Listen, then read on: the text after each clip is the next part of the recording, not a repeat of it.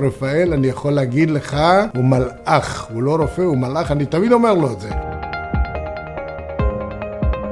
לפני 4 שנים לערך, אשתי סבלה מבעיית חניכיים קשה.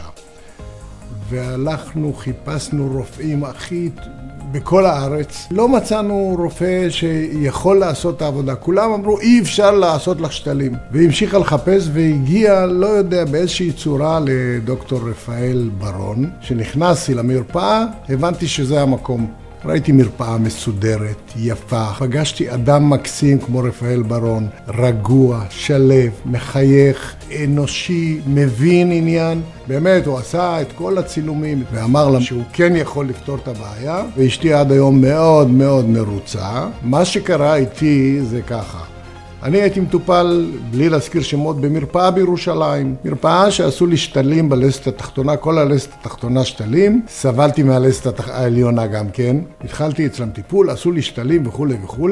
זה לא עבד, זה לא הלך, זה נשבר, נפל, אני לא יודע מה, כל מיני בעיות. ואז אמרתי, עד כאן, אני בא לדוקטור רפאל. הוא ראה את הפה שלי, אמר לי, אני עושה את זה, בתנאי שאנחנו מורידים שתלים שנעשו כבר בעבר. אמרתי לו, לך על זה. מאז אני נהנה מהפה וזה כיף לי, ואני אוכל ואני שותה ואני מדבר. הכל סבבה לגמרי. מגיעים מירושלים לבני ברק, לטיפול, לשיננית, לביקורת, 1 לשנה, 1 לחצי שנה. בעצם אנחנו כבר פה, אני ואשתי, ל10-15 שנים הבאות.